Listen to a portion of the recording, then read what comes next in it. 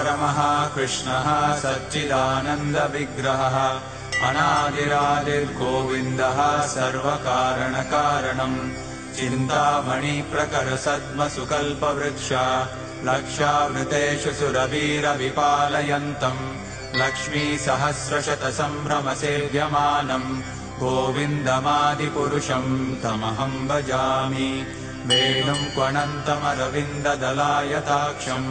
बर्हावतम् समसिताम्बुदसुन्दराङ्गम् कन्दर्पकोटिकमनीयविशेषशोभम् गोविन्दमादिपुरुषम् तमहम् भजामि आलोलचन्द्रकलसद्वनमाल्यवंशी रत्नाङ्गदम् प्रणयकेलिकलाविलासम्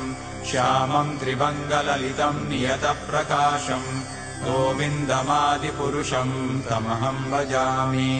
अङ्गानि यस्य सकलेन्द्रियवृत्तिमन्ति पश्यन्ति पान्ति कलयन्ति चिरम् जगन्ति आनन्दचिन्मयसदुज्ज्वलविग्रहस्य गोविन्दमादिपुरुषम् तमहम् भजामि अद्वैतमच्युतमनादिमनन्तरूपम् आद्यम् पुराणपुरुषम् नवयौवनम् च वेदेषु दुर्लभमदुर्लभमात्मभक्तौ गोविन्दमादिपुरुषम् तमहम् भजामि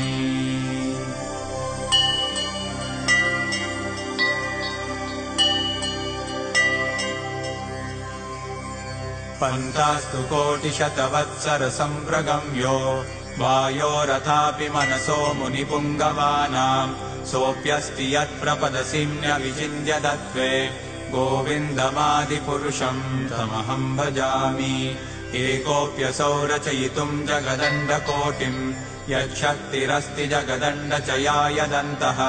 अण्डान्तरस्थपरमाणुचयान्तरस्थम् गोविन्दमादिपुरुषम् तमहम् भजामि यद्भावभावितधियो मनुजास्तथैव सम्प्राप्य रूपमहिमासनयानभूषाः सूक्तैर्यमेव निगमप्रतितैस्तुवन्ति गोविन्दमादिपुरुषम् तमहम् भजामि आनन्दचिन्मयरसप्रतिभाविताभिः